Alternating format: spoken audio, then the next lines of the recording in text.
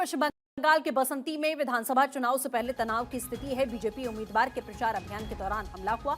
BJP ने TMC पर हमले का आरोप लगाया है और बीजेपी ने पुलिस प्रशासन पर निष्क्रियता का भी आरोप लगाया गया है। देखिए, बंगाल से खबरें आना शुरू हो चुकी हैं। चुनाव का ऐलान होने के बाद में प्रचार प्रसार की शुरुआत हुई है, लेकिन अब बीजेपी उम्मीदवार के प्रचार अभियान के दौरान बड़ा हमला होता है। बीजेपी ने टीएमसी पर हमला करने का आरोप लगाया है और ऐसा कोई नया मामला नहीं है। जब भी बंगाल में चुनाव अगर नहीं भी होते हैं, तब भी इस तरीके के वाकये वहां होते रहते हैं।